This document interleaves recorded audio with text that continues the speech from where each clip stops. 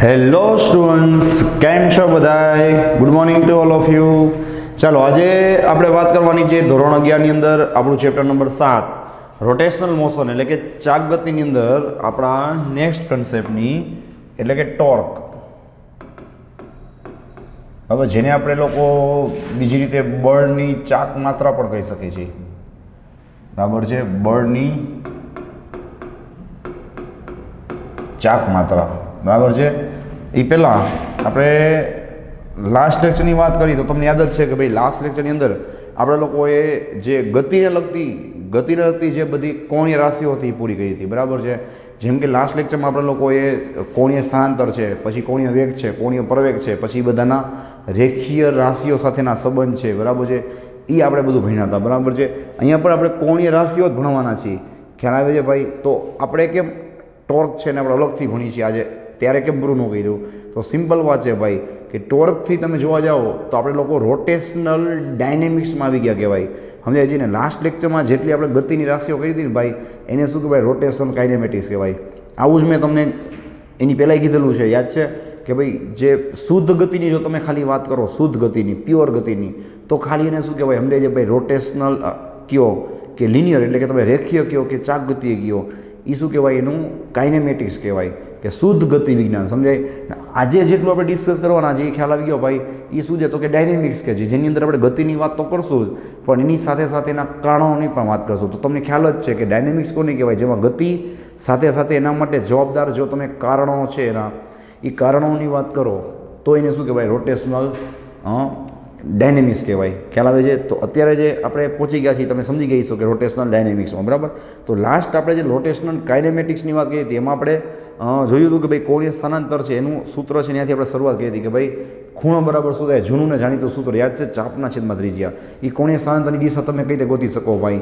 તો કે જમણા હાથનો નિયમ છે કે તમે સ્ક્રૂનો નિયમ લગાડો. તો સ્ક્રૂને તમે શું કરશો? જે બાજુ કોણીય સ્થાનાંતર થતું હોય એ બાજુ રાખી અને એને જે એની ઓક્સિસ છે ભાઈ, તો કે જેની આજુબાજુ ભ્રમણ કરે છે, જેને આપણે કહેતા હતા ભ્રમણાક્ષ અથવા તો એક્સિસ ઓફ રોટેશન, એની આસપાસ ત્યાં તમે એક્સિસ ઉપર જે સ્ક્રૂ છે એ રાખી અને તમે ક્લોકવાઇઝ કે એન્ટી ક્લોકવાઇઝ ફેરવશો, એટલે કે સમઘડી કે વિષમઘડી દિશામાં, તો સ્ક્રૂ જે ડિરેક્શનમાં જે દિશામાં આગળ વધશે એને આપણે શું કહેતા હતા? કોણીય સ્થાનાંતરની દિશા. બરાબર. પછી કોણીય વેગ છે એનું સૂત્ર શું થાય? તો સિમ્પલ વાત છે, જેમ રેખીય વેગનું સૂત્ર થાય dx/dt, એવી રીતના કોણીય વેગનું સૂત્ર થાય ઓમેગા બરાબર dθ/dt. બરાબર છે? dθ/dt. પછી આપણે રેખીય વેગ અને કોણીય વેગ વચ્ચેનો સંબંધ જોયો હતો કે ભાઈ v શું થાય? r omega. બરાબર છે? v r omega. અને જો તમે એનો સદિશ સંબંધ કહેશો તો શું આવે? કયો જોઈએ? તો કે સદિશ v સદિશ r ક્રોસ સદિશ ઓમેગા. યાદ છે? પછી આપણે વાત થઈ હતી ભાઈ કોણીય પ્રવેગની. એ કોણીય પ્રવેગ એટલે શું થશે? તો કે રેખીય પ્રવેગની જેમ જ કે જેમ રેખીય પ્રવેગમાં આપણે dv/dt કહીએ છીએ, એવી રીતના કોણીય પ્રવેગમાં આપણે શું કહીએ છીએ? કોણીય પ્રવેગ આલ્ફા d ω/dt. એમાં પછી તમને યાદ હોય તો કોણીય પ્રવેગમાં આપણે અમુક વસ્તુ બીજી એક્સ્ટ્રા વાત કરી હતી કે એના બે કમ્પોનેન્ટ એટલે કે એના બે ઘટકો પડશે. કયા કયા યાદ કરવો જોઈએ? એક તો ત્રિજ્યાવર્તી અને એક સ્પર્શીય ઘટક. ત્રિજ્યાવર્તી અને સ્પર્શીય ઘટક, એની પર આપણે બધી ચર્ચા થઈ હતી. અને ફાઇનલી આ બધાની ડાયરેક્શનથી શું કરી શકો? તમે જમણા હાથના નિયમથી ગોતી શકો છો કે ભાઈ જે દિશામાં સિમ્પલ વાત છે ભાઈ કે કોણીય સ્થાનાંતર હશે એ દિશામાં શું હશે? કોણીય વેગ હશે. અને કોણીય વેગમાં જે દિશામાં ફેરફાર થશે એ દિશામાં શું હશે? કોણીય પ્રવેગ હશે. તો આ બધી વાત થઈ હતી. બરાબર છે. તો ફાઇનલી આપણે લોકો હવે વાત કરી ડાયનેમિક્સની, એટલે કે ગતિ તો આવશે પણ સાથે સાથે એના માટે જવાબદાર કારણોની આવશે. તો તમે એ વાત સાંભળીને સમજી ગઈ છો કે ભાઈ ટોર્ક છે એ શું છે ભાઈ? તો કે ગતિ માટે જવાબદાર કારણ છે. જેમ તમને ખબર છે કે ભાઈ રેખીય ગતિ માટે જવાબદાર કોણ હોય? ફોર્સ. બરાબર છે કે ભાઈ ફોર્સ આપણે આપશું તો ભાઈ કદાચ એ શું કરવાનું? આ રીતે રેખીય ગતિ કરવાનો. તો એવી રીતના ટોર્ક છે એ શું છે ભાઈ? તો કે ચાક ગતિ માટે જવાબદાર છે. બરાબર. તો ટોર્ક છે એનો વિચાર કેમ આવ્યો? સિમ્પલ વાત છે ભાઈ કે ફોર્સ અને ટોર્ક, તમે એમ કે સાહેબ આ ટોર્ક નામ કેમ પાડ્યું? એને બળ નામ આપી દીધું તો શું વાંધો હતો? કારણ કે ટોર્કમાં આપણે લગાડી તો શું? બળ જ આપી છીએ. ટોર્કની અંદર આપણે લગાડી છીએ તો શું ભાઈ? તો કે બળ લગાડી છીએ. તો સિમ્પલ વાત છે, તમને પ્રેક્ટિકલી બતાવો જોવો જોઈએ કે તમે એમ કહો ભાઈ મેં બાહ્ય બળ આપ્યું, બાહ્ય બળ લગાડ્યું, તો કોમન સેન્સની વાત છે કે બાહ્ય બળ તો તમે કેટલી બધી રીતે આપી શકો છો. ફોર એક્ઝામ્પલ તમે આ રીતે આપો તો શું પદાર્થ છે એ કોણીય વેગ ધરાવશે? કોણીય દિશા ધરાવશે? શું ચાક ગતિ ધરાવશે? નહીં. બરાબર છે. હું આ રીતે આ બાજુથી બળ આપું, શું પદાર્થ ફરશે? નહીં ફરે. હું આમ બળ આપું એક્ઝેટ વચ્ચે, ફરશે નહીં ફરે. એક્ઝેટ નીચેથી વચ્ચે બળ આપું, ફરશે નહીં ફરે. તેનો મતલબ એ કન્ફર્મ થઈ ગયો. શું કન્ફર્મ થઈ ગયું? કયો જોઈએ કે ભાઈ ગમે એમ મન પડે એમ બળ આપી તો પદાર્થ છે એ ચાકગતિ કરતો નથી. ટૂંકમાં ચાકગતિ માટે કેવો બળ જવાબદાર છે તો તમે જોઈ શકો છો ભાઈ કે આ રીતે હું બળ આપીશ તો પદાર્થ ફરે છે, જોવો જોઈએ. આ રીતે બળ આપીશ તો એ ફરશે, અહીંયાથી બળ આપીશ તો એ ફરશે, નીચેથી આમ બળ આપીશ તો એ ફરશે. તો એનો મતલબ એ કન્ફર્મ થઈ ગયું કે ભાઈ બળ છે એ કોઈ પણ દિશામાં આપી શકાય નહીં. તો ભાઈ એવો બળ કે જે ચાકગતિ માટે જવાબદાર છે એને આપણે શું કહીએ છીએ? ટોર્ક કહીએ છીએ. હવે આખી રમત સમજાણી ભાઈ કે એવો બળ કે જે ચાકગતિ માટે જવાબદાર છે એને આપણે શું કહીએ છીએ? ટોર્ક. હવે ટોર્કના સૂત્રનો વિચાર ક્યાંથી આવ્યો? બરાબર, બધી વસ્તુ તમને એકદમ પ્રેક્ટિકલી કહું છું, બરાબર છે. જેમાં મોટા ભાગના છોકરાઓને પ્રશ્ન હોય છે કે ભાઈ આ કઈ રીતે સૂત્ર આવે છે.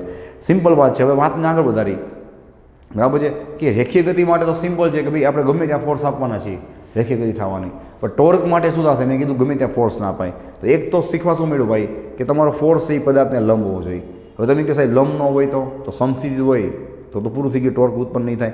અને જો ત્રાસો હોય, બરાબર છે, તો એના ઘટકો પડશે અને એમાંથી જે ઘટક છે એને લંબ હશે એ જ ઘટક શું કરી શકશે? એટલો જ ફોર્સ આપી અને ટોર્ક છે એ એટલું જ ઉત્પન્ન કરી શકશે. સાચું છે ભાઈ?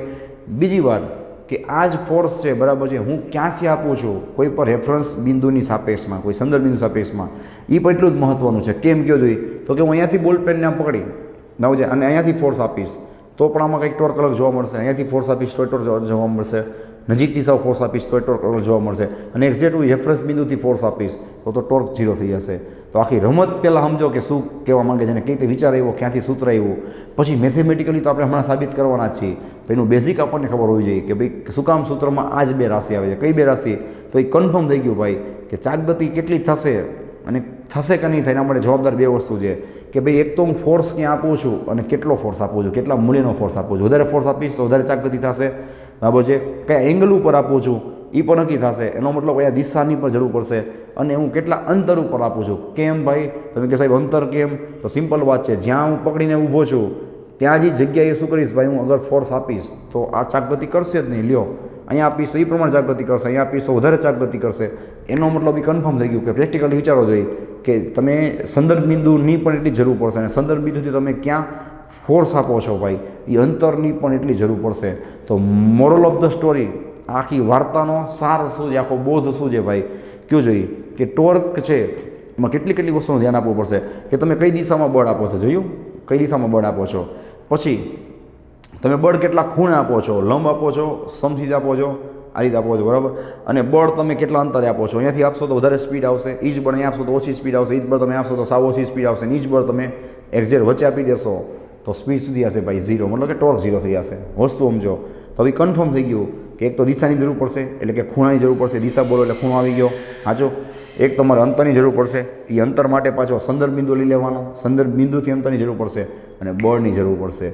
તો આના ઉપરથી આપણે ફિગર દોરીને તો તમને સાચું સમજાય કે આ શું કામ ભણી છીએ, શું ભણી છે ને કઈ રીતે ભણી છીએ. સાચું છે ભાઈ? ચલો જોવું જોઈએ.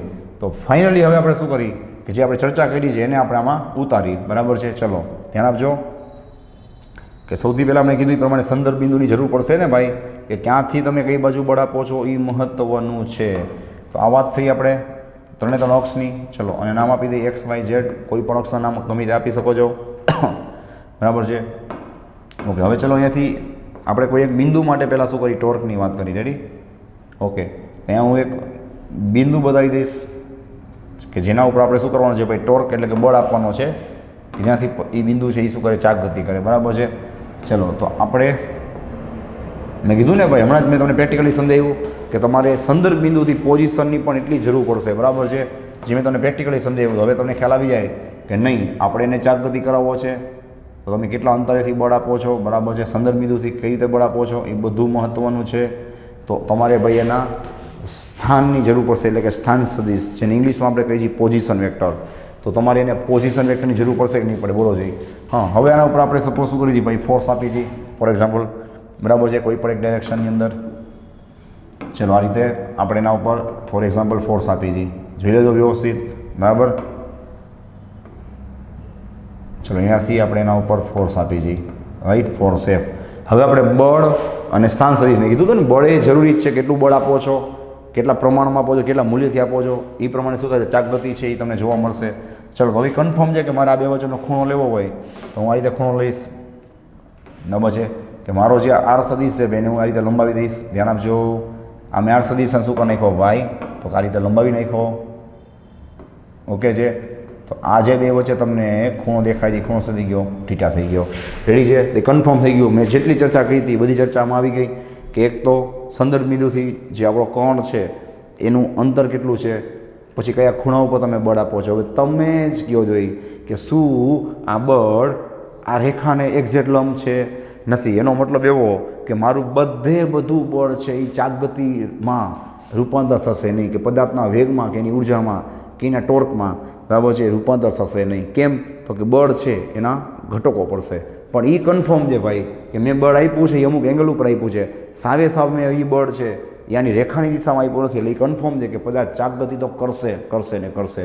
કન્ફર્મ થઈ ગયું. ચલો હવે ધીમે ધીમે ફિગરને આપણે શું કરશું, આગળ વધારતા જશું. બરાબર છે? તો તમને ખ્યાલ આવે કે ફિગર છે એમાં કઈ રીતે અપડેટ કરવું, શું કામ કરીએ છીએ ડાયરેક્ટ બધું એકસાથે આપણે નહીં દોરી નાખી. બરાબર? તો મેં તમને કીધું એ પ્રમાણે કે ભાઈ વ્યાખ્યા મુજબ કે જે તમે પ્રેક્ટિકલ કર્યો, પ્રેક્ટિકલી એને વિચાર આવ્યો કે ભાઈ ટોર્કમાં કેટલી રાશિઓ છે એ જરૂરી છે. શું? તો કે ભાઈ શોર્ટમાં જ લખું છું. બરાબર છે? જેથી તમને મજા આવે કે ભાઈ સ્થાન સદિશ આર દેખાય ને, સ્થાન સદિશ આર અને બળ એફ, અને બળ એફના સદિશ ગુણાકારને સદિશ પર શું કામ એ બધી મેં તમને ચર્ચા કરી. બરાબર? કે દિશાની પર એટલી જરૂર પડશે કે કઈ દિશામાં તમે બળ આપો છો. ઓકે? સદિશ ગુણાકારને શું કહેવાય ભાઈ? તો કે ટોર્ક કહે છે. ઓકે છે? ચલો તો હવે નેક્સ્ટ આપણે વાત કરી. બરાબર? હા, તો ફાઇનલી આપણે શું લખી શકીએ? જવાબ આપવો જોઈએ ટોર્ક બરાબર આર ક્રોસ એફ. અને મારો ભાઈ આપણને ખબર છે કે બે રાશિઓ વચ્ચે આપણે સદિશ ગુણાકાર કરશું તો એનું જે પરિણામ મળશે એ પર સદિશ હશે. તો ટોર્ક પર શું થવાનું ભાઈ? સદિશ થવાનો. શું કામ ટોર્ક સદિશ થાય છે? કારણ કે ટોર્કને બધી દિશા તમારે જરૂરી છે લેવી. કેમ? તો કે ક્લોકવાઇઝ હોઈ શકે, એન્ટી ક્લોકવાઇઝ હોઈ શકે. બરાબર છે? ચલો હવે આપણે એના મૂલ્યના સ્વરૂપમાં ફેરવી તો બધાને આવડે છે ભાઈ કે આપણે સદિશ ગુણાકારને કાઢશું તો તમને ખબર છે કે કયો વિધેય મૂકવો પડે? સાઇન વિધેય.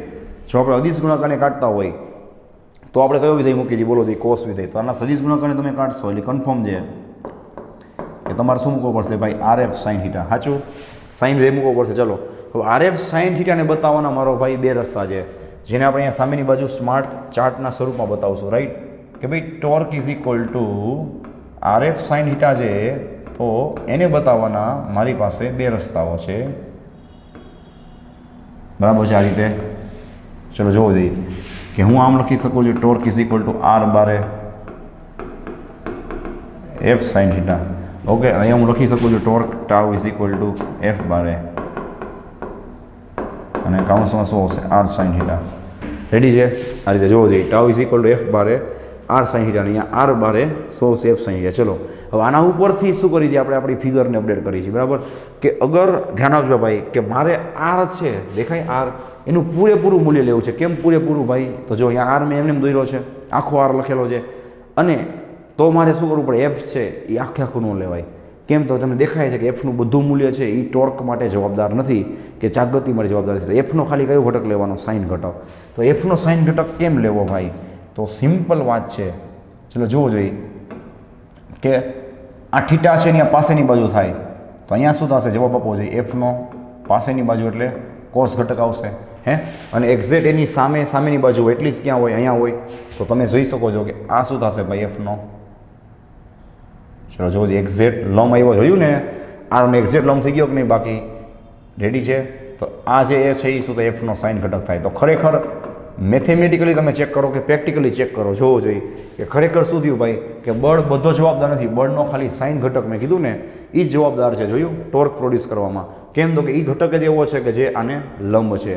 તો શીખવા શું મળ્યું ભાઈ? આને ઓબ્ઝર્વેશન કરવાનું છે. તમે જેટલી વાર એને ઓબ્ઝર્વેશન કરશો એટલી વાર તમને નવું જાણવા મળશે કે ભાઈ આર જો તમે પૂરેપૂરો લેવા માંગતા હોય તો પૂરેપૂરો બળ નહીં લેવાનો, બળનો ખાલી એક ઘટક લેવાનો. રેડી છે? તો આને તમે કઈ રીતે ડિફાઇન કરી શકો? બોલો જોઈએ કે ભાઈ સ્થાન સદિશનું મૂલ્ય ભાઈ ટોર્ક એટલે શું થાય? કે જે બિંદુ ઉપર તમે બળ લગાડો છો એ બિંદુનું અંતર એટલે કે સ્થાન સદિશનું મૂલ્ય એને ગુણ્યા બળનો કયો ઘટક આવ્યો? જવાબ આપો ભાઈ. લંબ ઘટક આવ્યો ને, જેને ઇંગ્લિશમાં કહેવાય, લખી દઉં, જેને ઇંગ્લિશમાં કહેવાય ટ્રાન્સવર્સ કોમ્પોનન્ટ. સમજી જશો ને ભાઈ? જેને ઇંગ્લિશમાં કહેવાય ટ્રાન્સવર્સ કમ્પોનન્ટ, બરાબર છે. તો એ એક જ ઘટક એના માટે જવાબદાર છે. અને તમે સમજી ગઈ છો કે એફ કોસ થીટાને કયો ઘટક કહેવાય, તો કે ત્રિજ્યાવર્તી ઘટક અથવા તો રેડિયલ ઘટક. કેમ ભાઈ? તો કે જો એ ત્રિજ્યાની દિશામાં છે, ફરશે એટલે ત્રિજ્યાનું કામ કરશે ને ભાઈ, તો રેડિયલ કમ્પોનન્ટ કહી શકાય. પણ એ આપણને ટોર્ક માટે કે ચાકગતિ માટે કંઈ કામ આવતો નથી, તેની કાંઈ આપણે ચર્ચા કરી છે પણ લખતા નથી. સોરી, ચર્ચા તો કરી છે, મેં કીધું ને કે રેડિયલ કમ્પોનન્ટ છે પણ એને લખવાની કાંઈ જરૂર નથી, કારણ કે કંઈ કામ જ નહીં આવે. ચલો બાજુમાં આવી જાજો ખાસ. હવે મજા આવશે. જુઓ ભાઈ કે જો તમે આ ઓબ્ઝર્વેશન મેં કરેલું છે એ તમને સમજાવું છું. જો કે જો તમારે એમ થાય કે મારે ફોર્સ પૂરેપૂરો લેવો છે, તો તમે જ કહો સાહેબ એમ થોડી ચાલે, આ ફોર્સ છે એ થોડી પૂરેપૂરો ચાકગતિ માટે જવાબદાર છે. પણ તોય તમારે જો પૂરેપૂરો ફોર્સ લેવો હોય તો મેથેમેટિકલી વિચારો તો તમારે પૂરેપૂરો આરનો લેવાય. જોયું?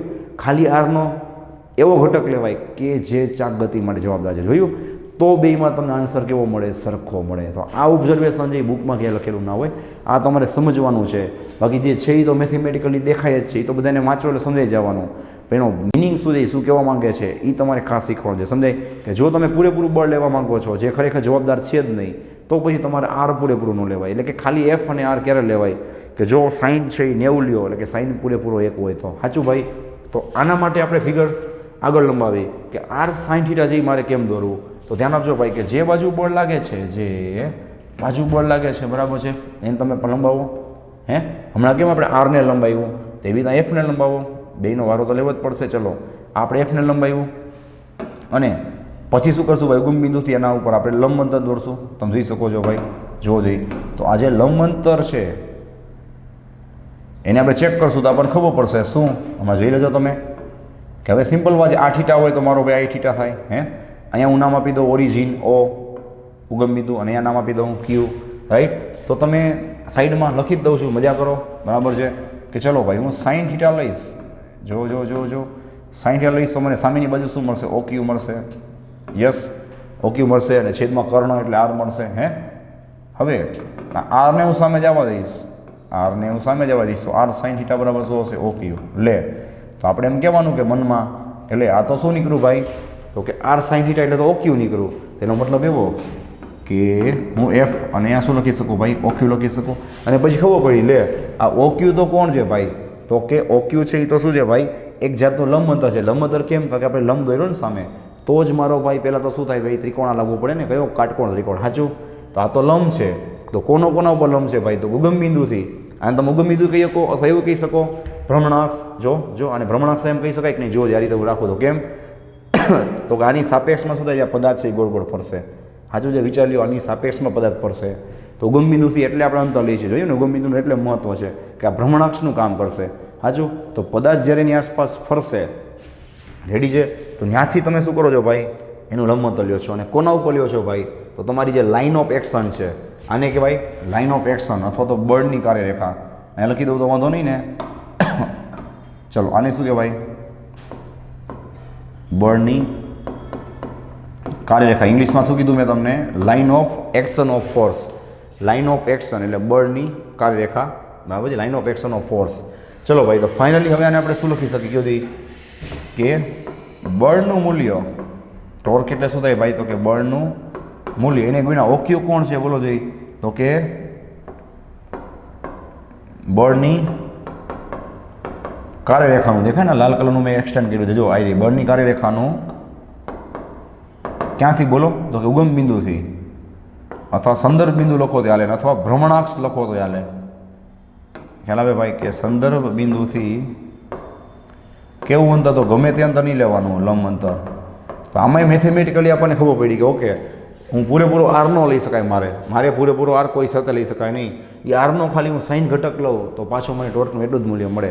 અને એ સાઇન ઘટક આપણે જોવા નીકળતા આપણને ખબર પડી કે એટલે આ તો કયો ઘટક હતો? લંબ અંતરનો ઘટક હતો. બરાબર છે? તો આ રીતે તમારે આખી થિયરી છે એનો મિનિંગ કાઢવાનો છે, એ રીતે તમારે એને સમજવાની છે. ખ્યાલ આવે? ચલો હવે આપણે વાતને શું કરી ભાઈ આગળ વધારી? તો સિમ્પલ વાત છે કે ટોર્કનું ઇક્વેશન છે એ તમે કીધું કે ભાઈ શું થશે? R F sine theta. ચલો રેડી? તેમાં આપણે અલગ અલગ કેસ મૂકી દઈએ કે 0. તો એ જ થયું ને ભાઈ કે તમે એ જ દિશામાં શું કરો ભાઈ? બળ આપો. રેડી છે? એ જ દિશામાં તમારી તમે બળ આપો તો શું થવાનું બોલો જોઈએ? કે તમને જવાબ 0 જ મળવાનો. ટૂંકમાં આ શું આવશે? 0. ઓકે? અને જો તમે એને એક્ઝેક્ટ લંબ બળ આપો, બરાબર છે, તો શું થશે? તમને ખબર છે કે સાઈન 91 થઈ જશે. અને તમને શું મળશે? તમે જોઈ શકો છો આર એફ મળશે. ને આ આર એફ ઉપરથી હું શું કરું ભાઈ? તો કે એનો એકમની વાત કરું તો તમને ખબર છે કે આનો એકમ શું થાય? ન્યૂટન ઇન્ટુ મીટર થાય, જેને આપણે શું કહીએ છીએ ભાઈ? તો કે જૂલ કહીએ છીએ ને. અને એનું એમએલટી શું થાય? તમને ખબર જ છે કે જે કાર્ય કે ઉર્જાનું થાય, બરાબર? એટલે કે M1 L2 T-2 M1 L2 T-2. Ready? ચલો આને જોઈ લ્યો એટલે વાતને આગળ વધારી. ઓકે ચલો ભાઈ, રેડી? હા, હવે આ તો આપણે વાત કરી કોની ભાઈ? તો કે એમ એક કણ માટે. રેડી? હવે એવા n કણો હોય તો, બરાબર ને, ઘણા બધા કણો હોય તો n કણો માટે શું થશે? સૂત્ર કયો જઈ? તો કે સેમ કે ભાઈ જેટલા કણો છે એ બધા ઉપર લાગતો ટોર્ક છે ભાઈ, એ બધાનો તમે શું કરી નાખો? આ રીતે સરવાળો. ઓકે, તો તમને સૂત્ર શું મળશે? કયો જઈ? Torque tau is equal two R1 cross F1, બરાબર, પછી R2 ક્રોસ F2 થી લઈ અને ક્યાં લગી મળશે ભાઈ? તો કે Rn ક્રોસ Fn, બરાબર. આ રીતે આ એક કન્સેપ્ટ થઈ ગયો, બરાબર. હવે આ તો શું બતાવે છે કે n કણો છે એને આપણે એક સાથે બધાને બળ આપીએ છીએ, પણ તમે પ્રેક્ટિકલી પણ જઈ શકો છો કે એવું દર વખતે કરવું જરૂરી નથી. કેમ? તો કે દરવાજાનું તમે ઉદાહરણ લ્યો તો બરાબર છે, તો ટાયર હોય એને આપણે આ રીતે મારીને ફેરવતા હોય, બરાબર. ટાયરને ખાલી આપણે હાથેથી ફેરવતા હોય, તેનું ઉદાહરણ લ્યો કે જેમાં તમારે દરેક બિંદુ ઉપર બળ આપવો તો જ ચાકગતિ થાય એવું જરૂરી નથી કે બધે બિંદુ ઉપર બળ આપવાની કંઈ જરૂર નથી, બરાબર છે. તો તમે મેં કીધું એ પ્રમાણે કે ભાઈ ટાયર છે કે દરવાજો છે, તો તમે ખાલી એક જ બિંદુ ખાલી આંગળીથી તમે શું કરશો? ને ધક્કો મારશો, ખેંચશો તો પણ શું થવાનું છે ભાઈ? બળ તો ટોર્ક છે એટલે કે ઉત્પન્ન થવાનું છે, કે ચાકગતિ છે એમાં ઉત્પન્ન થવાની છે. તો એનો મતલબ એવું જરૂરી નથી કે દરેક બિંદુ ઉપર બળ આપવું પડે, બરાબર. ચલો એ સિવાય આપણે એક MCQ માટેની બીજી વાત કરી કે હમણાં આપણે વાત થઈ એ પ્રમાણે ટોર્કનું સૂત્ર શું થાય? તો કે R ક્રોસ F થાય, સાચું? તો તમને ખબર છે ભાઈ કે જ્યારે સદિશ ગુણાકાર હોય ત્યારે તમે લોકો સાદો ગુણાકાર ન કરી શકો, એટલે કે તમારે એને મેટ્રિક્સ એટલે કે નિશ્ચયકના સ્વરૂપમાં સોલ્વ કરવું પડે, બરાબર છે, જે તમે બેઝિકમાં શીખેલા જ હોય, બરાબર છે. તો નિશ્ચય કઈ રીતે સોલ્વ કરાય ભાઈ? તો કે I caret, J caret, K caret આ એના સદિશ બતાવશે ને ભાઈ. પછી R માટેના ઘટક લઈ લઈએ આપણે X, Y, Z. કોના માટેના? Rના ઘટકો લેવાના, પછી Fના બધા ઘટકો લેવાના. શું? તો કે F of X, F of Y, F of Z. અને તમે આને સોલ્વ કરો તો તમને શું મળી જાય ભાઈ? તો ટોર્કનું મૂલ્ય મળી જાય, સાચું? તો આ રીતે તમે શું કરી શકો છો? કામ કરી શકો છો, બરાબર. ચલો પછી ત્રીજી વાત આપણે કરી તો મેં તમને હમણાં જે વાત કરી હતી પ્રેક્ટિકલ એકદમ, એ તમને અહીંયા કામ આવશે કે નહીં જોવો જોઈએ કે ભાઈ આ શું કહેવા માગે છે. જુઓ કે તમે ટોર્કને ખોલો છો, તમે ટોર્કને ખોલો છો તો તમે ક્લિયર જઈ શકો છો કે આમાં શીખવા શું મળ્યું કે જેટલું ગમબિંદુથી અંતર R વધારે હોય, જો બે સમપ્રમાણ છે ને ભાઈ, જેટલું ગમબિંદુથી અંતર વધારે હશે ભાઈ એટલી તમને વધારે ટોર્ક મળશે, બરાબર. પછી જેટલો ફોર્સ વધારે હશે એટલો વધારે ટોર્ક મળશે, એ તો કોમન સેન્સની વાત છે. અને ખૂણામાં તમે જોઈ શકો છો ભાઈ, બરાબર છે, કે ખૂણા ઉપર એ ટોર્ક છે એ ત્યાં આધાર રાખશે. હાઈએસ્ટ તમે 90 પર ખૂણો રાખશો, જેટલો ઓછો ખૂણો હશે ભાઈ એટલું ટોર્ક ઓછું લાગશે. જો આમ હું આ રીતે સાવ ઓછો ખૂણો રાખીને ટોર્ક આપીશ તો જો આ પદાર્થ સાવ ઓછો પડશે, પણ હાઈએસ્ટનું ખૂણો રાખી સારી રીતે જોયું તમે તો પદાર્થ છે એને હાઈએસ્ટ ટોર્ક લાગશે. તો આ એકદમ પ્રેક્ટિકલી વિચારવા જેવું છે કે ટોર્ક છે એ કેટલા અંતર, જેમ અંતર વધારે હશે એમ, જેમ બળ વધારે હશે એમ, અને જેમ ખૂણો વધારે હશે એ રીતે તમને વધારે ને વધારે ટોર્ક મળશે, બરાબર છે ભાઈ. તો આ વાત થઈ ટોર્કની, અને જોઈ લ્યો એટલે આપણે વાત કરી આગળ કપલ એટલે કે બળયુગ્મની, બરાબર છે. ચલો આની જ આપણે આગળ વધારી જોવો જોઈએ તો મેં શું કીધું કે હવે શું આવશે? બળ યુગ્મ, બરાબર, જેને આપણે ઇંગ્લિશમાં શું કહીએ બે રીતે ખબર હોવી જોઈએ, બળયુગ્મ એટલે કે કપલ. તો ભાઈ આમાં કાંઈ નવું નથી, સાંભળજો. આ પણ એક જાતનું શું છે, જો ચોખ્ખું લખ્યું છે બળનો યુગ્મ એટલે કે કપલ છે કે જેમાં આપણે એક સાથે બે બળ આપશું. તો ભાઈ ટોર્ક જે ટોર્કમાં આપણે એક બળ આપતા હતા, આ પણ એક જાતનું ટોર્ક જ છે, પણ આમાં આપણે બે બળ આપશું. તો બેમાં ફરક શું છે? એક જ ફરક છે બેમાં. જો કે જો હું એક જ બળ આપું છું આ પદાર્થને ફેરવવા માટે, રાઈટ, તો અહીંયાથી હું બળ આપીશ તો પદાર્થ ફરશે, તો મને રિએક્શન છે ન્યૂટનના ત્રીજા નિયમ મુજબ આ બોલપેન છે એ ઓટોમેટિકમાં આપશે, બરાબર છે. અને સામે આપણે જો બે બળ આપી તો બે બળમાં તો આપણે શું કરશું? એક બળ આ રીતે પકડશું અને આને આમ ફેરવશું, રેડી છે. તો બે બળ કોણ આપીએ છીએ? આપણે જ આપીએ છીએ. જ્યારે ન્યૂટનના ત્રીજા નિયમ અનુસાર કે જો આપણે એક જ બળ આપીને ટોર્ક ઉત્પન્ન કરતા હોય તો એક બળ આપણે આપતા હોય ને એક બળ આપણને સામે રિએક્શનમાં એટલે કે પ્રતિક્રિયા બળ તરીકે મળતું હોય. તો કપલના બેસ્ટ એક્ઝામ્પલ કયા છે સૌથી? તો કે સાયકલ છે, બાઇક છે કે ફોર વ્હીલ છે, એનું સ્ટેરિંગ હોય કે હેન્ડલ હોય, તમે એને ફેરવશો તો તમે એને એક હાથે ફેરવશો તો બુદ્ધિ ચલાવો કે તમે આ રીતે એક જ બળ આપો છો તો એ ફરે જ છે, નો ડાઉટ. તો બીજી બાજુથી તમને શું મળે છે ભાઈ? રિએક્શન છે એ ન્યૂટનના ત્રીજા નિયમ અનુસાર એમને મળે જ છે. પણ રિએક્શનની જગ્યાએ તમે શું કરો? બે હાથે આમ પકડી, બરાબર, અને તમે એને ફેરવશો તો એ કોમન સેન્સની વાત છે, બરાબર છે, કે તમારે બે બાજુ બળ સરખું જ આપવું પડશે. જો તમે કોઈ દી એક બાજુ વધારે બળ આપો એક બાજુ ઓછું આપો એવું કરતા નથી, તો બે બાજુ સરખું બળ આપીને તમે એને ફેરવશો, રેડી છે. તો એમાં થાય છે શું કે બે બળ તમે પોતે જ આપો છો. ખ્યાલ આપે, એક બળ તમે આપો છો અને બીજું બળ પર તમે રિએક્શનના સ્વરૂપમાં તમે પોતે જ આપો છો. તો એ બળનો જે યુગ્મ છે એના લીધે ટોર્ક પેદા થાય. તો હવે એ ટોર્ક પેદા કરવા માટેની શરતો કેટલી ભાઈ બળયુગ્મ માટે? તો સિમ્પલ વાત છે કે તમે જોઈ લો, ઢાંકણું ફેરવતા હોય તો પણ તમે આંગળીથી શું કરશો? સરખું જ બળ આપશો. તો જ્યારે એ ઢાંકણું ફરશે ક્યારે, સ્ટેરિંગ ફરશે ક્યારે, હેન્ડલ વળશે ક્યારે, કયો જોઈ? તો એક તો આપણે બે બળ આપી છીએ કેવા હોવા જોઈએ? સમાન હોવા જોઈએ. બીજું તમે પ્રેક્ટિકલી જોઈ શકો છો કે બે બળ કેવા હોય? એકબીજાને ઓપોઝિટ. કે આ બાજુથી આપણે હાથેથી શું કરી સ્પર્શક દોરી, સ્પર્શક આમ જાય, તો આ બાજુથી તમે એને ફેરવશો તો હાથેથી સ્પર્શક દોરશો ક્યાં જશે? નીચે જશે. તો બે બળનું મૂલ્ય કેવું હોવું જોઈએ ભાઈ? એક તો સરખું હોવું જોઈએ, બે વિરુદ્ધ દિશામાં હોવો જોઈએ. અને એ પણ શીખવા મળ્યું કે હું જો બંને બળ છે આ રીતે જોવો જોઈએ, એક જ દિશામાં આપીશ, જોયું? બે બળ એક જ દિશામાં આપીશ તો પદાર્થ ફરશે નહીં. મતલબ બે બળ છે એક રેખસ્થ ન હોવા જોઈએ, એક જ રેખા, એટલે કે સેમ લાઇન ઉપર ન હોવા જોઈએ. કન્ફર્મ છે. એક બળ આમ આપો છો તો બીજું બળ પહેલાં તો વિરુદ્ધ દિશામાં આપો અને એક રેખા ઉપર ન આપો, રેખા બદલાવી નાખો, બરાબર છે? તો શું થાય ભાઈ? પદાર્થ છે એમાં ટોર્ક પેદા થાય. તો આટલી પહેલાં તમને જનરલ માહિતી પ્રેક્ટિકલી હોવી જોઈએ, બરાબર? તો તમે ઢાંકણું ખોલો છો, સ્ટેરિંગ છે, એ ઘણા બધા એક્ઝામ્પલ છે, તમે બળયુગ્મમાં લઈ શકો છો, બરાબર છે? ચલો, તો હવે એના માટે આપણે ફિગર ડ્રો કરી ભાઈ, ધ્યાન આપજો. તો શું થાય છે? રેડી? ચલો, એક્સ અક્ષ આવશે, અહીંયા વાય અક્ષ આવશે ને અહીંયા ઝેડ અક્ષ આવશે. ઓકે, ચલો. હવે મેં ત્યારે બતાવ્યું એ જ રીતે કે ભાઈ આપણે હવે શું કરી, કોઈ પણ બે બિંદુઓ લઈ લઈ. અને ઓબ્વિયસ વાત છે કે બે બિંદુ લેવામાં આવે તો પછી તમારે એના સ્થાન સદિશ પર શું કરવા પડે? બે લેવા પડશે. ઓકે, તો આ રીતે એના બે સ્થાન સદિશ બતાવી દો, બરાબર છે? બેને આપણે નામ બતાવી દઈએ અહીંયા, સદિશ R1 અને અહીંયા સ્થાન સદિશ R2. ઓકે છે. ચલો, નાના ઉપર આપણે શું કરશું ભાઈ? તો કે ફોર્સ આપશું, બરાબર? ચલો, સપોઝ આને હું નીચે બાજુ ફોર્સ આપું છું, તો મેં શું કીધું કે બળયુગ્મ પેદા કરવા માટે મારે આને ઉપર બાજુ જ ફોર્સ આપવો પડે. ને કઈ રીતે બોલો? તો કે એક્ઝેટ વિરુદ્ધ દિશામાં સમાન મૂલ્યનું અને એક રેખસ્થ ન હોય એવું, બરાબર? તો સૌથી પહેલાં આપણે શું કરીએ? વાત થઈ પ્રમાણે એને ડિફાઇન કરી નાખીએ. ભાઈ બળયુગ્મ કોને કહેવાય? તો કે સમાન મૂલ્યના કઈ દિશામાં બોલો જોઈએ? તો કે વિરુદ્ધ દિશાના અને એક રેખસ્થ ન હોય, એક રેખસ્થ ન હોય એવા તેવા, મતલબ ત્રણ શરત આવે ભાઈ. કઈ કઈ? સમાન મૂલ્ય હોવું જોઈએ, વિરુદ્ધ દિશા હોવી જોઈએ અને પાછા એક રેખસ્થ ન હોવો જોઈએ. શું કામ? મેં તમને પ્રેક્ટિકલી બતાવ્યું, બરાબર? એક રેખસ્થ ન હોય તેવા બળોને બળયુગ્મ કહે છે. તેવા બળોથી ઉદ્ભવતા બળોને તો ન કહેવાય ને ભાઈ, તેવા બળોથી ઉદ્ભવતા. મેં કીધું ને કે ભાઈ આ એક જાતના ટોર્ક જ છે, સમજાય? આ બળયુગ્મથી શું છે? એક જાતનું ટોર્ક જ છે. તો તેવા બળયુગ્મથી ઉદ્ભવતા ટોર્કને બળયુગ્મ એટલે કપલ કહે છે. ઓકે, ચલો ભાઈ, જ્યાં હતા ત્યાં પાછા આવી જાય.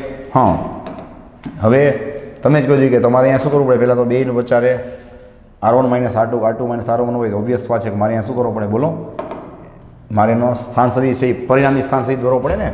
તમે ભણો જ છો તો આનો પરિણામી સ્થાન સદિશ મને કેટલો મળશે? બોલો જોઈ. તો અહીંયા વચ્ચે લખી નાખું, જોઈ લેજો કે R1 - R2 મળશે તો R2 - R1 મળશે, નો ડાઉટ. પાકું છે. મને પરિણામી સ્થાન સદિશ કંઈક મળશે. હવે એ પરિણામી સ્થાન સદિશનો મારે ખૂણો બતાવવો હોય તો પરિણામીનો શું કામ? કારણ કે હવે આપણે R1 R2નું કંઈ કામ નથી, આપણે એનો પરિણામી સદિશ બતાવી દીધો છે, બરાબર છે? ચલો, તો આપણે શું કરી? જો કોઈ પણ એક બળને લંબાવી દઈ નીચે આવી રીતના, સમજાય છે? આને ઉપર લંબાવી દો. તમને ટેકનિક આપું છું કઈ રીતે કામ કરવું, બરાબર? પછી સિમ્પલ વાત છે, જોવો જોઈએ કે આ રીતે લંબતા થઈ ગયું, જોવો જોઈએ છે કે નહીં. હવે તમને જે બાજુ મજા આવે એ બાજુ તમે લખો, એકદમ ઇઝી મેં તમને કહી દીધું, બરાબર? હા, હવે સપોઝ તમે અહીંયા થીટા બતાવી દો, તમે જોઈ શકો છો કે આ બળની રેખા સાથે, સપોઝ હું આને F1 કહી દઉં ભાઈ, તો આ શું થાય? બોલો જોઈએ, F2 થાય. તમે જોઈ શકો છો કે બળની જે કાર્યરેખા છે, મેં કીધું ને લાઇન ઓફ એક્શન, એ બળની કાર્યરેખા સાથે શું થશે? એનો ખૂણો થીટા થશે. તો સેમ અહીંયા શું થશે ભાઈ? આ બાજુ થીટા થાય. સાચું છે ભાઈ? ચલો, અને આ શું છે? R1 - R2 છે. આ લંબનને તમે ઓની જેમ જ કહી દો. અહીંયા આપણે બિંદુનું નામ આપી દઈએ O, બરાબર? અહીંયા આપણે કહી દઈએ P થી Q. ચલો, આની આપણે સાબિતીની જો વાત કરીએ તો શું થાય છે જોઈએ, બરાબર? હા, તો આમાં પડી આવશે ને ભાઈ કે તમને ટોટલ ટોર્ક કેટલું મળશે? બોલો. તો હવે બે બળ આવ્યા ને ભાઈ, તો ટોર્ક કેટલા લાગશે? 2 લાગશે. તો કે બે ટોર્કનો સરવાળો. અને કેવો સરવાળો? બેઝિક સરવાળો. કેમ બેઝિક સરવાળો? તો કેમ મેં પ્લસ લીધું? તો જોવો જોઈએ કે આને હું નીચે ફેરવીશ તો આ બાજુ જ આવશે, આને ઉપરથી ખેંચીશ એટલે એ બાજુ જ જશે. ટૂંકમાં જો બે બળ છે એ ક્લોકવાઇઝ એક જ ડાયરેક્શનમાં એને રોટેટ કરશે. જો બળ ભલે વિરુદ્ધ દિશામાં છે ભાઈ, ટોર્ક કહું છું, બરાબર છે. આ પેનની અંદર હું આ રીતે બળ આપીશ નીચેથી તો પેન ઉપર જશે એટલે એન્ટી ક્લોકવાઇઝ હશે મારી બાજુથી, તો અહીંયાથી હું બળ આપીશ એટલે પેન નીચે જ જવાની ને ભાઈ, એક જ દિશામાં ફરશે. ખ્યાલ આવે છે? તો એટલા માટે બે પ્લસ આવશે. ચલો ટોર્કનું સૂત્ર આપણને ખબર જ છે શું થાય, હમણાં આપણે વાત થઈ એની વ્યાખ્યા પ્રમાણે કે ભાઈ R1 × F1 વત્તા શું આવશે બોલો જી R2 × F2. ઓકે, ચલો હવે આપણે શું વાત થઈ કે જોઈએ વ્યાખ્યા લખીએ એટલે મેં લખી આપી છે કે સમાન મૂલ્યના અને વિરુદ્ધ દિશાના અને એક રેખસ ન હોય એટલે સમાન મૂલ્ય એટલે હું F2 બરાબર શું લખી શકું છું બોલો જઈ -F1.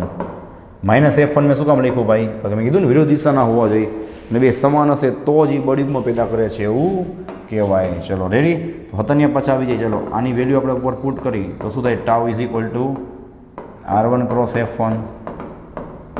ઓકે, વત્તા ચલો હવે શું આવશે ભાઈ બોલો જોઈએ, તો કે F2 ની જગ્યાએ શું લખશો, તો કે R2 × -F1. ખ્યાલ આવે છે ભાઈ? તો સમજી ગઈ છો કે માઇનસને અંદર લઈ લો, માઇનસને અંદર લઈ લો અને F1 ને કોમન કાઢી નાખો તો ફાઇનલી તમને શું મળશે ભાઈ કે τ સદીશ F1 બહાર નીકળી ગયો into cross સદીશમાં R1 - R2 check કરી લ્યો. હાલો જોવો જોઈએ F1 કોમન, આ માઇનસ અંદર આવી જશે બોલો, R1 - R2 નીકળશે. ચલો અને આને મૂલ્યના સ્વરૂપમાં ફેરવી ભાઈ તો શું થાય બોલો જોઈએ, F1 in bracket R1 - R2 અને સદીશ ગુણાકાર કાઢો એટલે તમને ખબર છે sin θ મૂકવો પડે કે નહીં, એટલે કે હતાને પાછા આવી ગયા કે નહીં જોવો જોઈએ છે. તો ચલો આમાંથી શીખવા શું મળ્યું કે R1 - R2 sin θ કોણ છે, જવાબ આપવો જોઈએ. તો તમે આનો સેમ તમે θ લેશો, આનો તમે સેમ θ લેશો બરાબર છે, એટલે સામેની બાજુ શું મળશે તમને, સામેની બાજુ છેદમાં કર્ણ એટલે R1 - R2 મળે. હવે સામેની બાજુ એટલે શું થાય બોલો, PQ ના છેદમાં કર્ણ એટલે કોણ થાય, R1 - R2.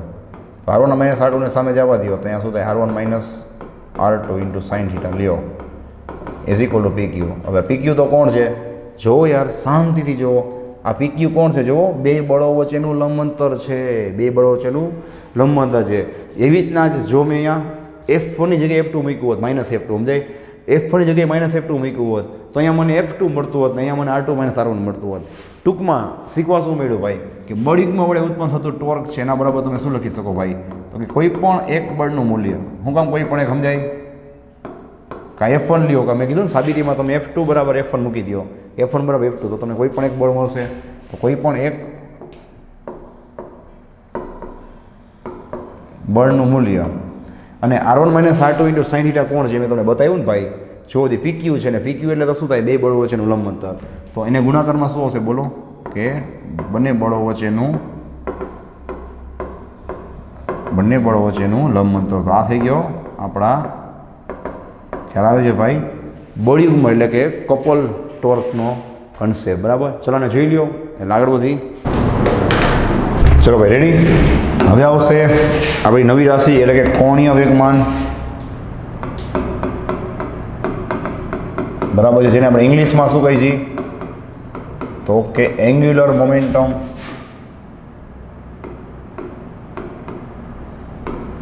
બરાબર, જેને આપણે ઇંગ્લિશમાં કહી છીએ એન્ગ્યુલર મોમેન્ટમ બરાબર, કોણીય વેગમાન. તો ચલો ભાઈ એક ફાયદાની વાત એ છે કે કોણીય વેગમાનમાં પણ ફિગર છે ટોર્ક વારી જ આવશે, એટલે હવે તમને ફટાફટ આવડી જશે ને એકવાર હજી તમને સમજવાનો કે રિવાઇઝ કરવાનો ટાઈમ મળશે બરાબર છે. તો ચલો ભાઈ સેમ વસ્તુ છે કે જેમ રેખીય વેગમાન છે જે કાં કરે છે એ જ વસ્તુ ચાક ગતિમાં તમને ખબર છે કોણીય વેગમાન કરે છે, એનો સિમ્બોલ ખાલી બદલી જશે. રેખીય વેગમાનમાં આપણે કહીએ છીએ P = mv, અહીંયા શું આવશે L આવશે, કોણીય વેગમાનનો સિમ્બોલ બરાબર. તો ચલો ભાઈ ફાઇનલી આપણે એની ફિગરની વાત કરી રાઈટ, તો એની જેમ જ સૌથી પહેલાં તમે શું કરશો ભાઈ, એની 3 અક્ષ બતાવી દેશો. ઓકે, અને અહીંયા તમે લખશો x અક્ષ, y અક્ષ અને z અક્ષ બરાબર છે. ચલો અને આપણે વાત થઈ હતી પ્રમાણે અહીંયા આપણે કોઈ પણ એક કોણ બતાવી દઈએ બરાબર, કે જેના ઉપર આપણે કોણીય વેગમાન આપવાનું છે કે જે બળ આપવાનું છે બરાબર. ચલો તો એનો જે સદિશ છે એને આપણે બતાવી દઈએ, એના સ્થાન સદિશની જરૂર તો પડશે જ અહીંયા બરાબર છે ભાઈ, એને આપણે બતાવી દઈએ સદિશ R. ચલો ખાસ ધ્યાન આપજો. હા હવે જોજો ભાઈ કે આપણે એને વેગમાનની જરૂર છે ને, તો વેગમાન માટે આપણે સપોઝ આ દિશામાં શું કરીએ છીએ, બળ આપીએ છીએ, બરાબર છે, રેખીય બળ આપીએ છીએ, તો મારો ભાઈ વેગમાન એનું એ બાજુ હશે. તો થોડીક બુદ્ધિ ચલાવો ભાઈ, કે જે દિશામાં વેગ હોય, તમને ખબર એ દિશામાં વેગમાન હોય.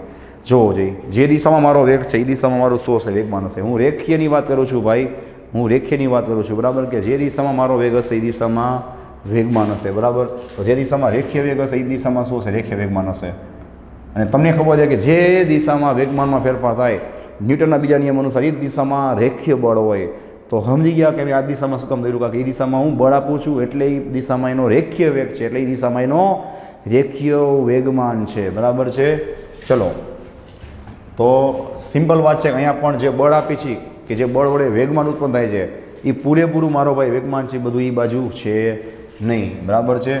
તમને ખ્યાલ છે. એના માટે આપણે શું કરશું, આપણે વાતથી પ્રમાણે આને લંબાવી દેશું, બરાબર છે. ચલો, આને તમે આ રીતે લંબાવી દેશો એક્ઝેક્ટલી, રાઈટ. તો આ કોણ થઈ ગયો આપણો આર, આ છે આપણો સદિશ આર, બરાબર છે. આ છે આપણો સદિશ આર. અહીંયા શું થશે ભાઈ, ખૂણો તમને ખ્યાલ હશે શું જોવા મળશે, થીટા. હવે પહેલાં આપણે એને શું કરી, ફિગરને અધૂરી રાખી અને વાતને આગળ વધારી ઓની જેમ જ, અને પછી ફિગરને ધીમે ધીમે આપણે અપડેટ કરતા જઈશું, બરાબર. ચલો, કે વ્યાખ્યા મુજબ એ જ વસ્તુ કે સદિશ આર, આમાં પણ તમે બે વસ્તુની જરૂર પડશે, સદિશ આર અને રેખીય વેગમાન પી. હો ભાઈ, રેખીય વેગમાન પીના કેવા ગુણાકારને બોલો જોઈએ, આમાં દિશાની જરૂર પડશે કે સદિશ ગુણાકારને, રાઈટ. સદિશ ગુણાકારને શું કહેવાય ભાઈ, તો કે કોણીય વેગમાન કહેવાય. ઓકે છે. હા, તો સેમ વસ્તુ. ચલો ભાઈ, સદિશ ગુણાકારનો આપણે સિમ્બોલ લખશું એલ, આનો કોણીય વેગમાનનો, બરાબર છે. તો શું હશે, સદિશ આર ક્રોસ પી. હવે એને મૂલ્યના સ્વરૂપમાં ફેરવો, એટલે મેં તમને કીધું તે પ્રમાણે કે સદિશની નિશાની કાઢશો એટલે તમારે શું કરવું પડશે ભાઈ, એક સાઇન વિધેય મૂકવો પડશે. જો અદિશ હોય તો આપણે કોસ મૂકી દઈએ, સદિશ છે એટલે શું મૂકી દઈએ, સાઇન. તો હવે L is equal to RP sine થીટાને લખવાના મેં તમને કીધું તે પ્રમાણે બે રસ્તાઓ છે, right. L is equal to RP sine થીટાને લખવાના તમારી પાસે બે રસ્તાઓ છે. ચલો, કઈ રીતે, તો જેમ આપણે ટોર્કમાં ભણ્યા હતા એ જ વસ્તુ. એલ ઇઝ ઇક્વલ ટુ શું લખી શકો છો, આર બારે કૌંસમાં પી સાઇન થીટા, રાઈટ. અને આ બાજુ આપણે ચર્ચા કરી, ચલો ભાઈ, કે એલ ઇઝ ઇક્વલ ટુ શું હશે કે પી બારે કૌંસમાં આર સાઇન થીટા. વિચાર લ્યો, બરાબર છે. હવે સી જ વસ્તુ શીખવા મળી કે જો મારે આર છે એનું મૂલ્ય પૂરેપૂરું લેવું હોય તો મારો ભાઈ મારે પૂરેપૂરું વેગમાન ન લઈ શકાય, મારે વેગમાનનો શું લેવો પડે, ખાલી સાઇન ઘટક લેવો પડે. ચલો, અહીંયા કે મને વેગમાનનો સાઇન ઘટક દેખાતો નથી, એટલા માટે હું શું કરીશ, એના બે ભાગ પાડીશ, બરાબર છે. ચલો, કયા બે ભાગ પાડીશ જોવો જોઈએ કે આ જે વેગમાન છે કે પી કયો, બરાબર, એનો થીટાની આ કઈ બાજુ થાય, પાસેની બાજુ થાય. ઓકે, આ જે મને ઘટક મળશે ભાઈ એ શું મળશે, જે બાબા પોધી પી કોસ થીટા મળશે, જે કયો ઘટક કહેવાય, એનો રેડિયલ કે ત્રિજ્યાવર્તી ઘટક કહેવાય. અને એ ઘટક છે તમે જોઈ શકો છો કે એને ચાકગતિ કરવા માટે જવાબદાર નથી. તો એનો જે સામેની બાજુ થશે ભાઈ, આ બાજુ એટલી જ ક્યાં હશે, અહીંયા હશે, રાઈટ. અહીંયા જોવો જોઈએ તો આ જે ઘટક મળશે ભાઈ એને એક્ઝેક્ટ લંબ ઘટક સમજાય છે, એને તમે શું કહેશો, પી સાઇન થીટા. રેડી, પી સાઇન થીટા, બરાબર. તો તમે જોઈ શકો છો કે ચાકગતિ માટે પી સાઇન થીટા ઘટક જવાબદાર છે. અહીંયા પણ મેળે આવી ગયું કે નહીં, તેનો મતલબ એવો કે આને આપણે કઈ રીતે લખી શકીએ ભાઈ, તો કે આપણા સ્થાન સદિશનું મૂલ્ય કોણીય વેગમાન કેટલું થાય ભાઈ, અથવા તેનું મૂલ્ય કેટલું થાય, તો કે આપણા સ્થાન સદિશનું મૂલ્ય એને ગુણ્યા શું લખશો બોલવું જોઈએ, તો કે વેગમાનનો કયો ઘટક આવે, જવાબ આપો.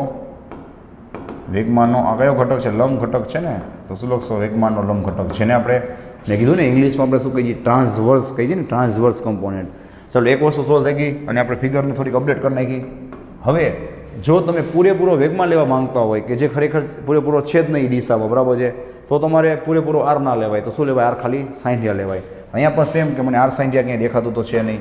તેનો મતલબ એવો કે જો હું મારા વેગમાનને શું કરું ભાઈ, પાછળની બાજુ લંબાવું, દેખાય છે, આ મારા વેગમાનને શું કરું, પાછળની બાજુ લંબાવીશ અને ઉગમ બિંદુથી શું કરીશું, અથવા રેફરન્સ પોઈન્ટથી લંબ દોરીશ, રાઈટ. જો જોઈએ આ રીતે, તો સિમ્પલ વાત છે. અહીંયા પણ મને થીટા ખૂણો મળશે. ઓકે, આ બિંદુને હું શું નામ આપી દઉં ભાઈ, ક્યુ. અહીંયા હું નામ આપી દઉં. ચલો ભાઈ, પાછો એ જ પ્રશ્ન કે હું સાઇન થીટા બરાબર શું લખું, બોલો જોઈએ, તો કે સામેની બાજુ એટલે OQ થાય. ઓકે, છેદમાં શું આવે, કર્ણ એટલે સદિશ આર થશે, બરાબર.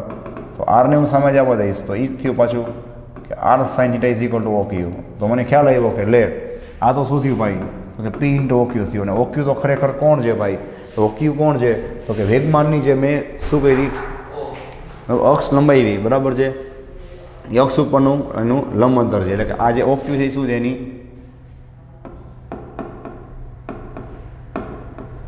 કાર્યરેખા છે બરાબર છે.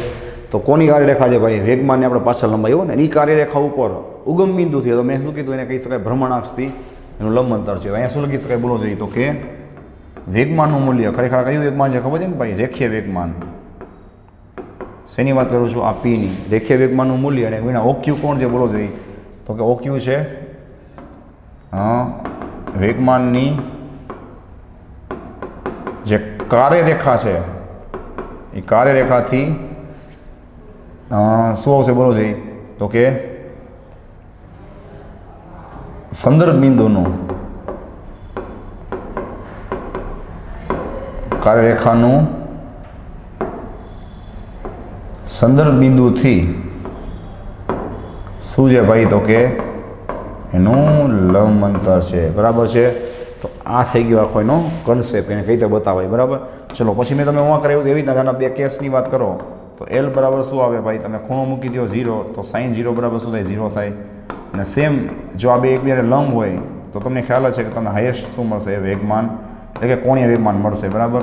કેટલું તો કે આર ઇન્ટુ પી. ઓકે પછી તમે પીની જગ્યાએ શું લખી શકો છો મારો ભાઈ એમ વી લખી શકો છો ને બોલો. તો તમને શું મળ્યું સૂત્ર એમ વી ઇન્ટુ આર અને વી બરાબર તમે શું મૂકી શકો છો આર ઓમેગા સાચું. એમ વીની જગ્યાએ શું લખી શકો છો હમણાં મેં રિવિઝન કરાવ્યું હતું ને ભાઈ આજે આપણે જે એની પહેલાંના લેક્ચરમાં ભણ્યા હતા વી બરાબર આર ઓમેગા એટલે કે રેખીય અને કોણીય વેગ વચ્ચેનો સંબંધ. તો આર ગુણ્યા આર શું થશે આર સ્ક્વેર. તો અહીંયા તમને શું મળશે એમ આર સ્ક્વેર ઓમેગા. શું મળશે ભાઈ M R square omega. Ready છે. તો આ થઈ ગયું એનું સૂત્ર. ચલો એના ઉપરથી આપણે એનો એકમ બનાવવો હોય ભાઈ તો આનો એકમ શું બનશે કોનો એકમ આપણા કોણીય વેગમાનનો એકમ બોલો જોઈએ તો કે આનું શું થાય કિલોગ્રામ ઇન્ટુ મીટર થાય સોરી કિલોગ્રામ ઇન્ટુ વેગ એટલે શું થાય મીટર પર સેકન્ડ. આ જો આ સૂત્રમાંથી ઇઝી પડશે આ સૂત્રમાંથી ખ્યાલ આવે. અને આર એટલે શું થાય બોલો જોઈએ તો કે ફરીથી મીટર એટલે શું આવે કિલોગ્રામ ઇન્ટુ મીટરનો સ્ક્વેર પ્રતિ સેકન્ડ. અને તમે એના ઉપરથી શું કરી શકો એમએલટીમાં બનાવી શકો ને M1 L2 T-1 M1 L2 T-1 બરાબર છે. તો આ થઈ ગયો તમારો કોણીય વેગમાન. અને તમને ખબર હોવી જોઈએ કે કોણીય વેગમાન છે એનું એમએલટી કોના જેવું છે ભાઈ તો કે પ્લાન્ક અચળાંક એ જ જેવું પ્લાન્ક અચળાંક એ જ જેવું. એ પણ તમને એમ સ્કીમ કામ આવી જાય બરાબર. તો આ વાત થઈ છે નહીં ભાઈ તો કે કોણીય વેગમાનની બરાબર છે. એ સિવાય મેં તમને કીધું એ પ્રમાણે તમે કોણીય વેગમાન છે અને મેથેમેટિકલી તમે નિશ્ચાયકના સ્વરૂપમાં સોલ્વ કરવા માંગતા હોય તો શું આવે અહીંયા સેમ વસ્તુ આવી છે કે આ તો તમારે ધ્યાન ખેંચેલું હોય તો તમને આઈડિયા આવે કે ભાઈ એના ઘટકો આપેલા હોય તો કઈ રીતે એને સોલ્વ કરવું તો કે એને નિશ્ચાયકથી તમારે સોલ્વ કરવું પડે બરાબર છે. નિશ્ચાયકથી જેને આપણે કહીએ છીએ મેટ્રિક્સ. તો આ મેટ્રિક્સ મૂકી અને તમે એની કિંમત મેળવી શકો છો જે પહેલાં સદિશ સ્વરૂપમાં આવશે પછી તમે એનું શું કરો વર્ગના સરવાળાનું વર્ગમૂળ કરી અને એનું મૂલ્ય ગોતી શકો જે તમે ચેપ્ટર 3 ચેપ્ટર 4માં મૂલ્ય કઈ રીતે ગોતવું તમે ભણો છો બરાબર છે. ચલો ભાઈ અને જોઈ લ્યો એટલે આપણે આગળ વધી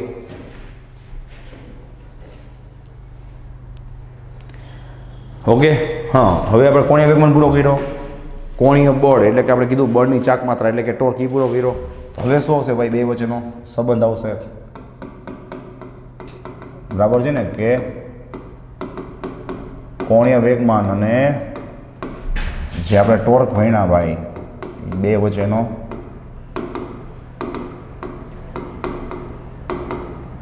સંબંધ બરાબર છે. શું હતું કે કોણીય વેગમાન અને ટોર્ક વચ્ચેનો સંબંધ. ચલો ભાઈ તો કોણીય વેગમાન છે એનું સૂત્ર આપણે જસ્ટ બનાવ્યું હતું શું કે ભાઈ કોણીય વેગમાન L બરાબર સદિશ R ક્રોસ સદિશ P રાઈટ. ચલો હવે આપણે જેમ કોણીય પ્રવેગમાં મેં શીખવાડ્યું તેવી રીતના જ કે આનો સમયની સાપેક્ષમાં શું કરો વિકલન કરો. તો જો આ બે ચલિત હોય બરાબર છે ખરેખર જો આ ચલિત હોય બે તો તમારે શું કરવું પડે ચેઇન રૂલ સાંકળનો નિયમ યુઝ કરવો પડે એટલે કે બેનું વારાફરતી તમારે વિકલન કરવું પડે.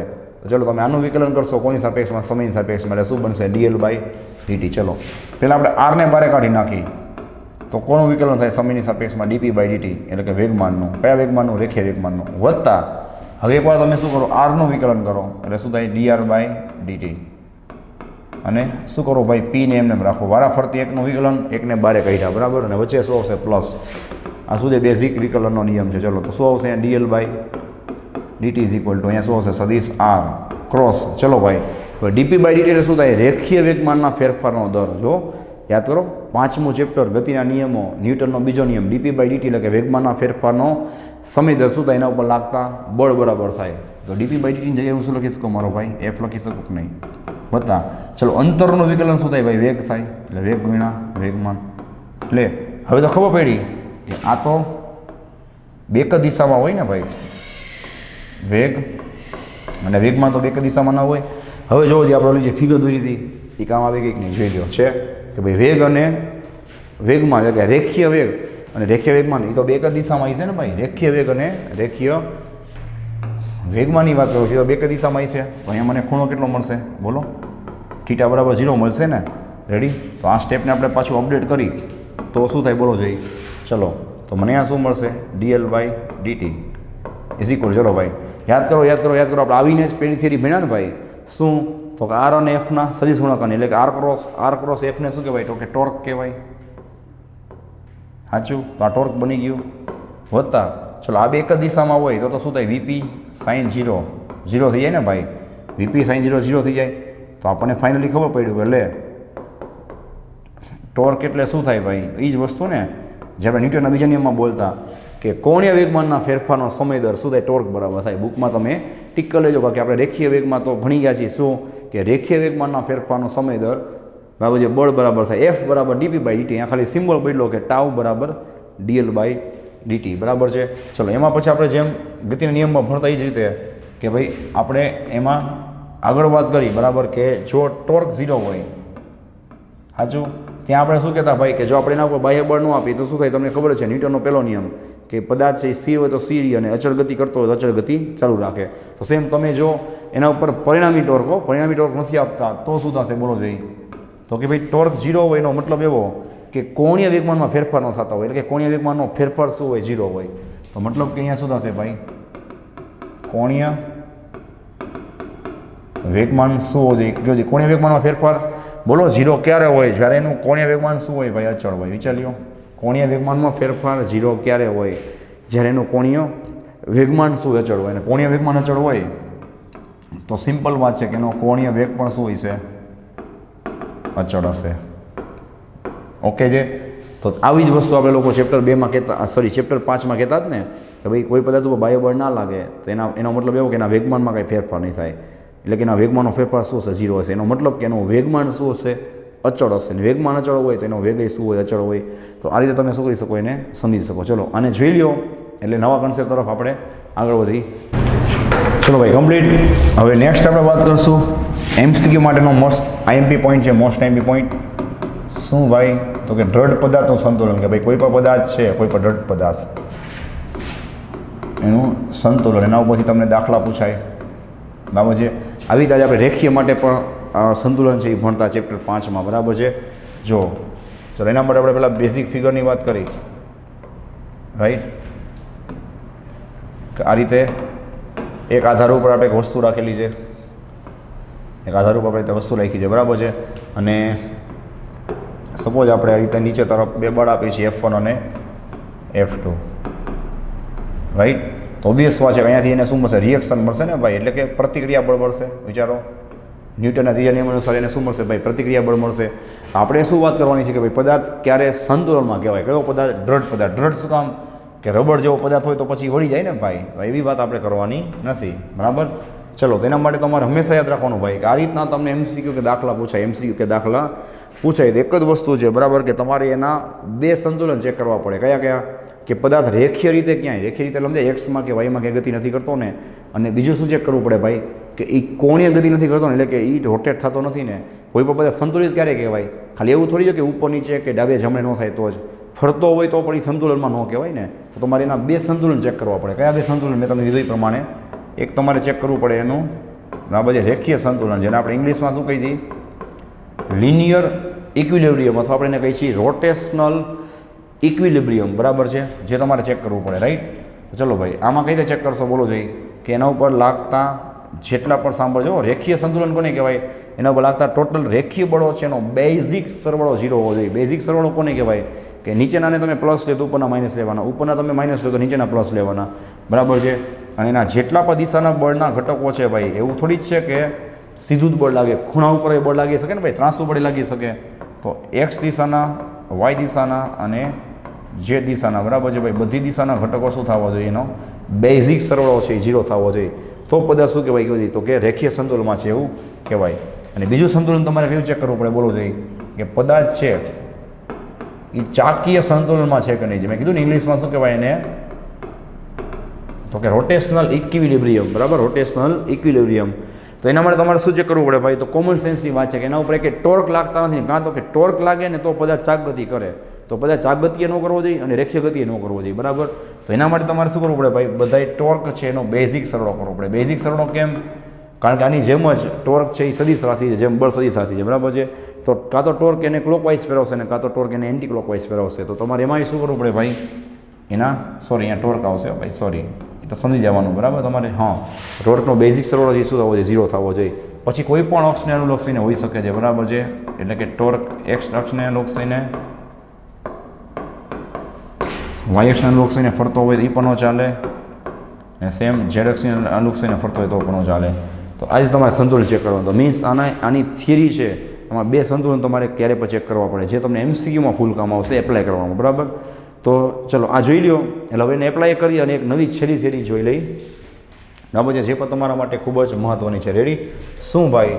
તો કે મિકેનિકલ એડવાન્ટેજ, એટલે કે યાંત્રિક ફાયદો, જેમાં હમણાં આપણે ભણ્યા એ કન્સેપ્ટનો આપણે ઉપયોગ કરી લેશું અને નવું પણ કાંઈ શીખશું, જે તમે પ્રેક્ટિકલી એકદમ જોવો જ છો. શું કહેવાય એને, બોલો જોઈએ, મિકેનિકલ એડવાન્ટેજ. ઓકે, જેને આપણે કહીએ છીએ ગુજરાતીમાં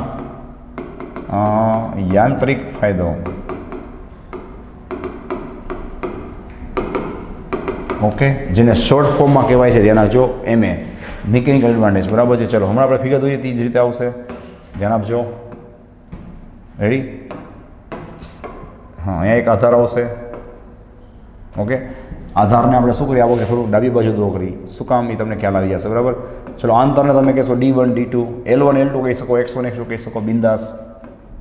ચલો સપોઝ અહીંયાથી હું બળ આપું છું F2, બરાબર, અહીંયા હું બળ આપું છું F1 નીચે તરફ, બરાબર છે. હવે ખાસ એના જો શું કહેવા માંગે છે, એનો ઉપયોગ કઈ રીતે કરવો એ પહેલાં આપણે એ જોઈ લઈએ કે જો F1 F2 બરાબર હોય અને લાગે તોની વાત છે કે એના ઉપર રિએક્શન ક્યાં લાગવાનું, ઉપર લાગવાનું, જેને આપણે કહીએ પ્રતિક્રિયા બળ.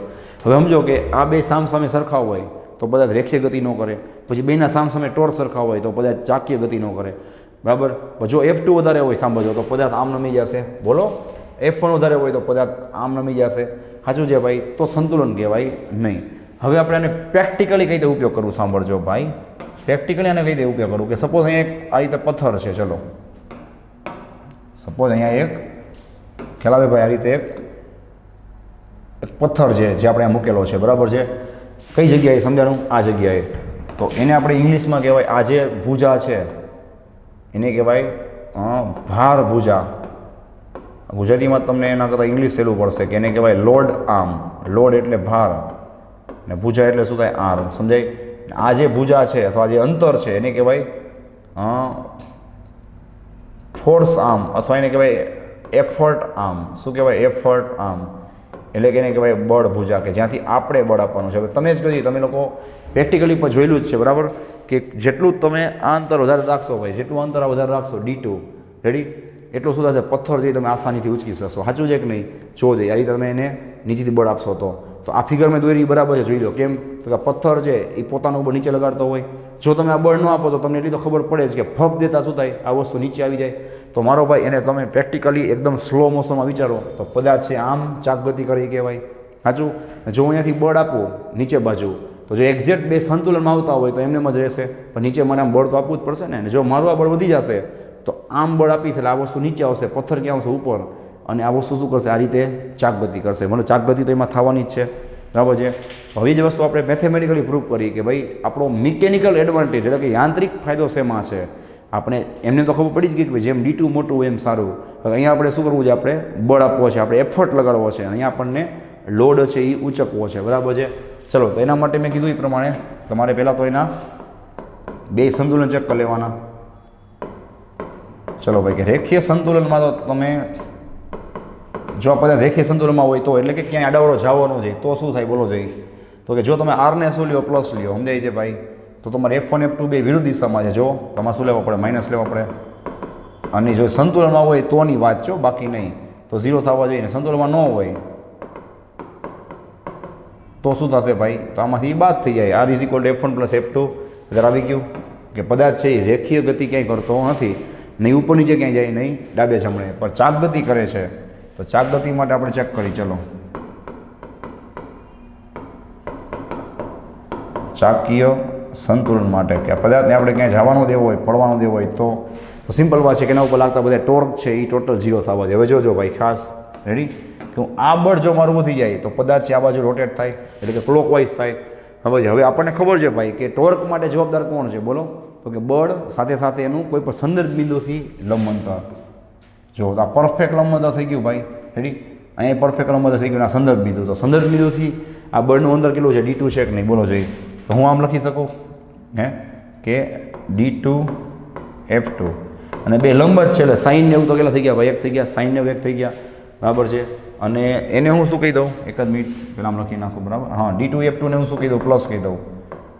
એટલે કે જો આ ક્લોકવાઇઝ ફરે, દેખાય આમથી કરો જી, કરો આમ કરો જી, ક્લોકવાઇઝ ફરે તો જો ઓલું ક્લોકવાઇઝ ફરતું હોય તો એને તમારે એને પ્લસ કહેવાનું, ને એન્ટી ક્લોકવાઇઝ ફરતું હોય તો એને તમારે માઇનસ કહેવાનું, કારણ કે વિરુદ્ધ છે. હવે જો F1 વધી જાય તો આ વસ્તુ આમ ફરશે, ઊંધી આ રીતે રોટેટ થશે, જોઈ લો, એટલે કે એન્ટી ક્લોકવાઇઝ રોટેટ થશે, બરાબર છે. ચલો જોવો જોઈએ તો તમારે એને શું લેવું પડે? માઇનસ લેવું પડે. એમ જ જે બળ લાગે છે અને એનું સંદર્ભ બિંદુથી લંબ અંતર, એટલે શું થાય? D1 F1. પછી કેવું લેવાનું ભાઈ? માઇનસ. અહીંયા શું હશે? D1 F1 is equal two તમે શું લઈ લો અત્યારે પૂરતો 0 લઈ લો તો શું થશે ભાઈ? તમને D1 F1 is equal two શું મળશે બોલો જોઈએ? D2 F2 મળશે કે નહીં? રાઈટ. ચલો, અને આપણે એવું વિચારી કે ભાઈ પદાર્થ છે બરાબર એ સંતુલનમાં નથી, તો મેં તમને કીધું ને કે તમારે આપણે શું ફાયદો કરવો છે કયો યાંત્રિક તરીકે કે ભાઈ મારે F2 ઓછું આપવું છે, એની સામે મને F1 છે એમને વધારે મળવું જોઈએ, બરાબર. તો મારે શું કરવું જોઈએ? ચલો તો આપણે એને કરશું આ રીતે, F1 છેદમાં F2 જોવો જોઈએ. F1 છેદમાં F2 એટલે D1 ક્યાં આવે? નીચે આવે. ઇઝ ઇક્વલ ટુ શું થાય બોલો જોઈએ? તો કે D2 છેદમાં D1. હવે તમને ચોખ્ખું દેખાય છે કે જો તમારે F1 છેદમાં F2 વધારે જોતું હોય તો D2 વધારે રખાય, જો અંશ વધારે રખાય, છેદ ઓછો રખાય, તો તમે શું મળશે ભાઈ? ઓછી મહેનતે, સમજાય છે ભાઈ, તમે વધારે ભારને શું કરી શકશો? ઉચકી શકશો. એટલા માટે આ જે પદ મેળવ્યું ભાઈ બસ એને જ કહેવાય, સમજાય ભાઈ, મિકેનિકલ એડવાન્ટેજ, એટલે કે યાંત્રિક ફાયદો. યાંત્રિક ફાયદો આપણો શેમાં થવાનો? કે જો તમે શું કરો? બળ ભુજા જઈ મોટી રાખો અને ભાર ભુજા જઈ શું કરો? તમે નાની રાખો, બરાબર છે. તો આ થઈ ગયો એનો કન્સેપ્ટ. રેડી? જોવો જોઈએ. ચલો ઓકે, તો ચલો ભાઈ નેક્સ્ટ ટાઈમ આપણે શું કરશું? તો આને રિવાઇઝ કરી, બરાબર છે, અને વાત કરશું. નેક્સ્ટ ટાઈમ આપણે વાત આવશે, બરાબર છે, ચક્રાવર્તનની ત્રિજ્યા છે અથવા તો ચક્રાવર્તનની ત્રિજ્યા, પછી બીજું આવશે મોમેન્ટ ઓફ ઇનર્શિયા, એટલે કે જડત્વની ચાક માત્રા, બરાબર છે. તો અહીંયા આપણે ભાગ પ્રમાણે આગળ વધશું. અહીંયા આપણે કોની રાશિ બધી પૂરી કરી, તો આના ઉપરથી હજી કન્ટિન્યુ છે, પણ નેક્સ્ટ લેક્ચર આખો એ કોની આજુબાજુ હોય છે, સમજાઈ ગયું ભાઈ? તો કે ચક્રાવર્તનની ત્રિજ્યા છે, અથવા તો લંબક્ષ પ્રમેય છે, સમાંતરક્ષ પ્રમેય છે, અથવા તો મોમેન્ટ ઓફ ઇનર્શિયા એટલે કે જડત્વની ચાક માત્રા છે, એની આજુબાજુ છે આખો લેક્ચર હશે. એટલે આપણે પાર્ટ વાઇઝ શું કરી છીએ ભાઈ? આગળ વધી છે, બરાબર. આમાં કંઈ ડાઉટ હોય તો ખાસ ઇન્ફોર્મ કરજો અને આને રિલેટેડ MCQs તમે સોલ્વ કરવાના સ્ટાર્ટ કરી દેજો, બરાબર. નેક્સ્ટ ટાઈમ આપણે મળી છીએ નવા ટોપિક સાથે, બરાબર. સો thanks for watching this video. Take care of your self and C you soon in the next lecture.